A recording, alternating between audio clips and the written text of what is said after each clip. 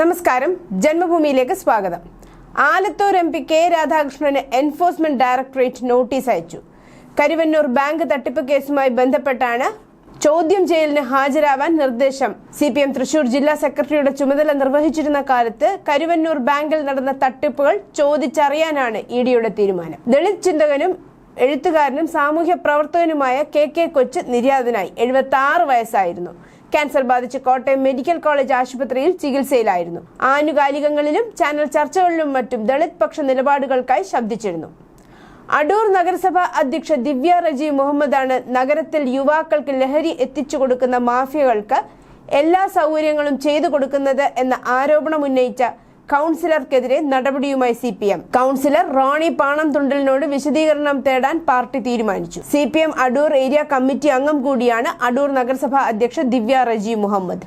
കളമശ്ശേരി സർക്കാർ പോളിടെക്നിക്കിലെ മെൻസ് ഹോസ്റ്റലിൽ നിന്നും 10 കിലോഗ്രാം കഞ്ചാവ് പിടിച്ചെടുത്തു. 3 വിദ്യാർത്ഥികൾ അറസ്റ്റിലായി. കൂട്ടാളികൾ ഓടി രക്ഷപ്പെട്ടു. ഇവർക്കായി തെരച്ചിൽ തുടരുകയാണ്.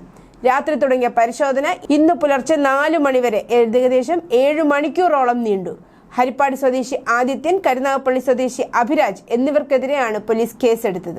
മറ്റൊരു വിദ്യാർത്ഥി ആകാശിന്റെ മുറിയിൽ നിന്ന് 1.9 കിലോ കഞ്ചാവ് പിടികൂടി.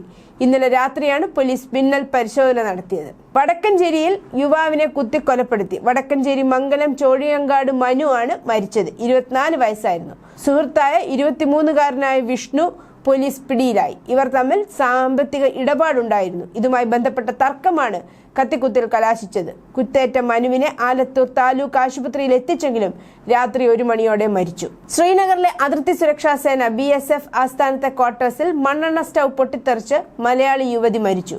BSF ഉദ്യോഗസ്ഥനായ രാഹുൽ രാജിന്റെ ഭാര്യ വേളം പെരുവയൽ സ്വദേശി ആറങ്ങാട്ട് ഷിബിൻഷയാണ് മരിച്ചത്. 28 വയസ്സായിരുന്നു. ബഹിരാകാശത്ത് ഡോക്കിംഗ് ഡീഡോക്കിംഗ് സാങ്കേതിക വിദ്യയിൽ വൈദഗ്ധ്യം നേടുന്ന ലോകത്തെ 4ാമത്തെ രാജ്യമായി ഇന്ത്യ.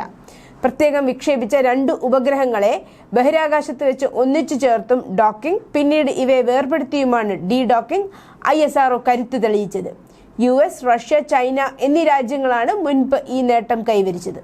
ഉപഗ്രഹങ്ങളിലെ ഓൺബോർഡ് ക്യാമറ പകർത്തിയ ദൗത്യത്തിന്റെ ചിത്രങ്ങൾ ISRO പുറത്തുവിട്ടു. രാജ്യാന്തര ബഹിരാകാശ നിലയത്തിൽ കുടുങ്ങിയ ഇന്ത്യൻ വംശജയായ സുനിത വില്യംസ്, ബുഷ് വിൽമോർ എന്നിവരെ മടക്കിയെത്തിക്കാനുള്ള SpaceXന്റെ ക്രൂ 10 ദൗത്യം മുടങ്ങി. SpaceXന്റെ ഡ്രാഗൺ സ്പേസ് ക്രാഫ്റ്റ് വിക്ഷേപിക്കുന്നതിന് തൊട്ടു മുൻപാണ് സാങ്കേതിക തടസ്സം കാരണം മുടങ്ങിയത്. ബലൂചിസ്ഥാൻ ആർമിക്ക് മുൻപിൽ പാക് സൈന്യം തോറ്റു. പാക് സൈന്യത്തിന്റെ ദുർബലതകൾ മുഴുവൻ വെളിവാക്കുന്ന സംഭവമായിരുന്നു പാകിസ്ഥാന്റെ തെക്കു പടിഞ്ഞാറ് മേഖലയായ ബലൂചിസ്ഥാനിൽ നടന്നത്. 50 ബന്ദികളെ കൊന്നുവെന്ന് BLA വ്യക്തമാക്കി. പാക് സൈനിക നടപടി വൻ പരാജയമായിരുന്നു. ആദ്യമൊക്കെ ചാവേർ സ്ഫോടനങ്ങൾ മാത്രം നടത്തിയിരുന്ന നിലയിൽ നിന്നും ഒരു യാത്രാ തീവണ്ടി തട്ടിയെടുത്ത് നിരവധി യാത്രക്കാരെ മണിക്കൂറുകളോളം ബന്ദികളാക്കുകയും രക്ഷപ്പെടുത്താൻ ശ്രമിച്ച പാക് സേനയ്ക്ക് വൻ നാശനഷ്ടം വിധിക്കുകയും ചെയ്ത വഴി ബലൂചിസ്ഥാൻ ലിബറേഷൻ ആർമി പാകിസ്ഥാൻ സൈന്യത്തെ പേടിപ്പിക്കുന്ന ശക്തിയായി വളർന്നിരിക്കുന്നു.